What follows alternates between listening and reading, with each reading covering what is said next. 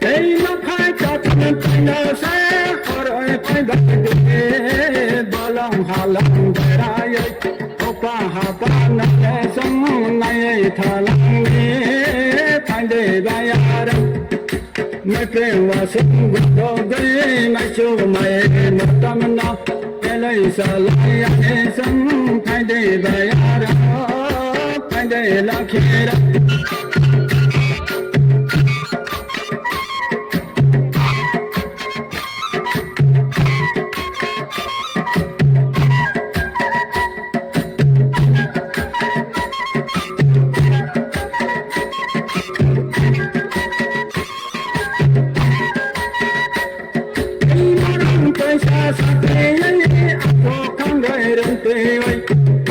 họ đốt sống ấy sống đêm và sống của đó gây mang cho mày một tâm nó lấy xa lại anh sống đi về đó anh để ta khổ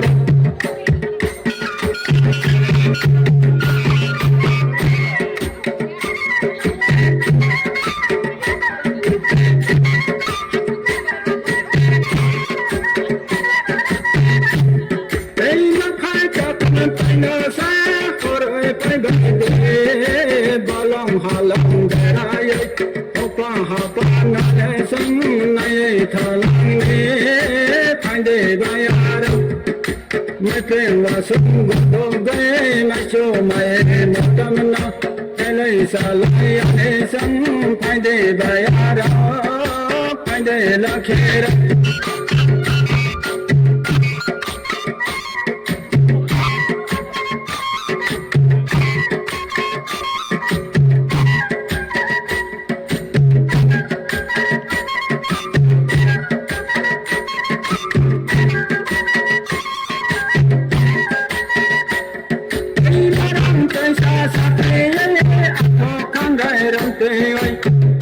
họ đốt sống ấy sống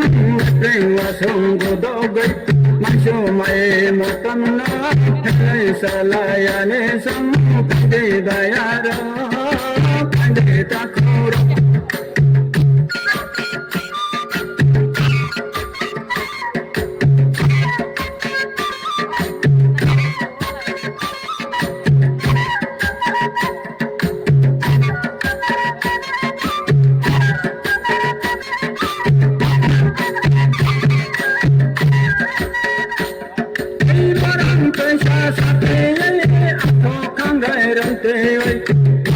họ đốt sống ấy sống đêm và sống của đó gây mang cho mày một tâm nó lấy xa lại anh sống đi về đó anh để ta khổ đó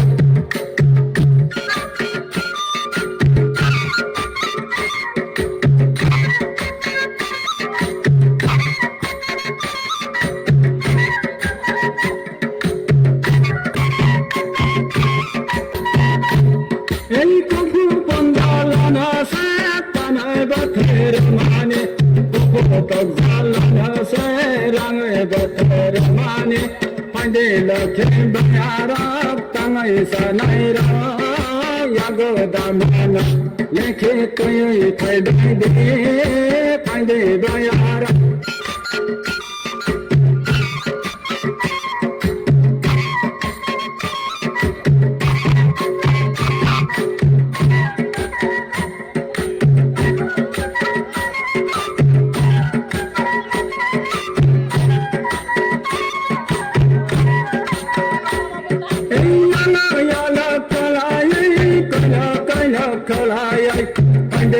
Kim bayara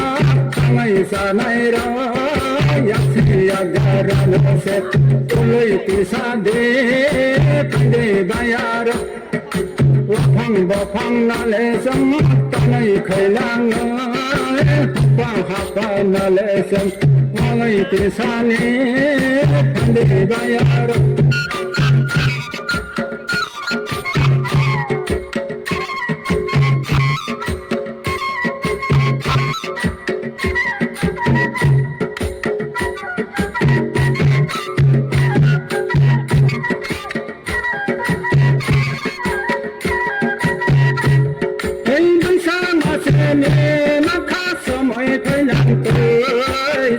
hatale Maki somoy pailan ka Paide mayara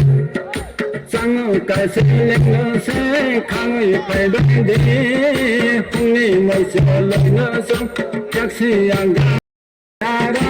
Kangoy sa naira Yaksi agara no se Uloy tisa de Paide bayara Wapang bapang na lesang Tanay kailang Hapa hapa na lesang Malay tisani Pandi bayar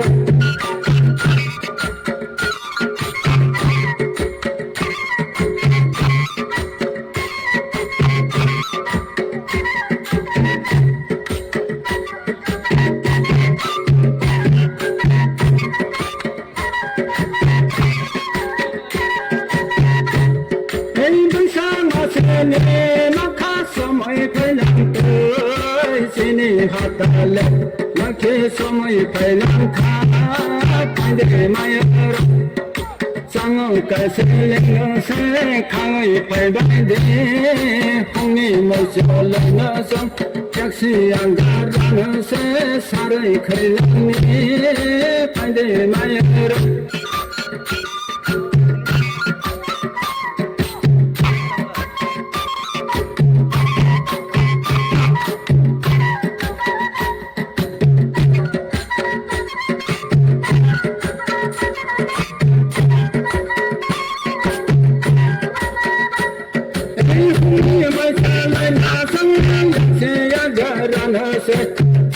Kailang Pande bayar Sini hapan ale sang Kai tisang Pande lake bayar Kangoy sa naira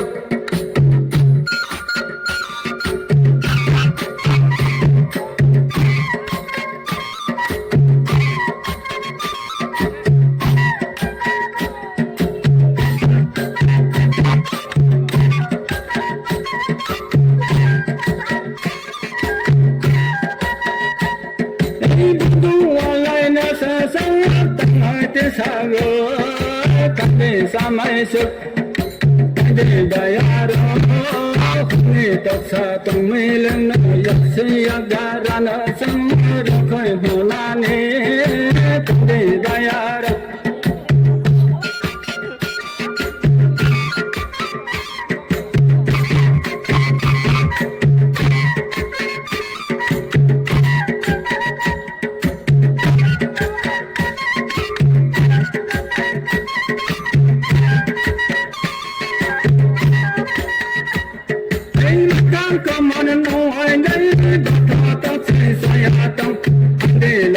Bayara yaha hagolo lekhe tui paidai de bakha tokse nelosam yaksi agarana se rukhoi honani pande lakhera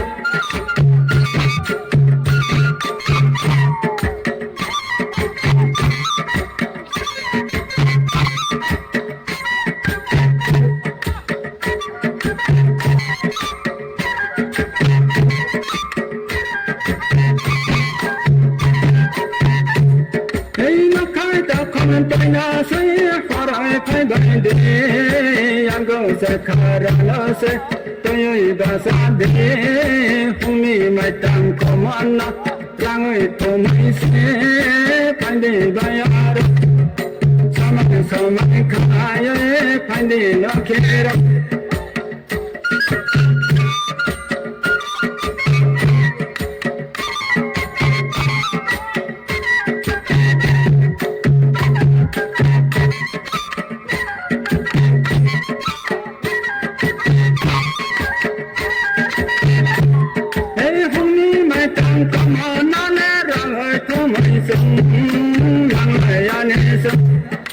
Pande lakhe bayara Kangoy sa naira Kangoy sa mungle sa Masay phonongi Soba sakama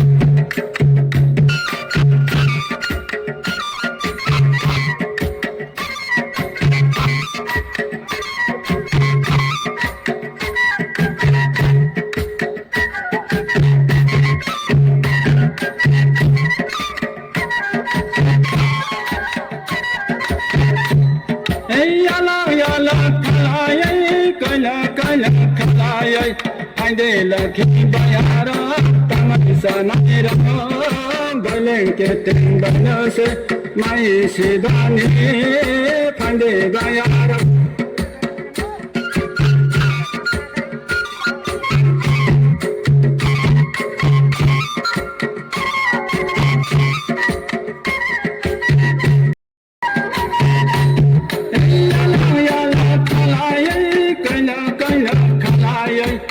de la Kibayara, Tangai Sanira, Sobana, Kolome, Pande Bayara.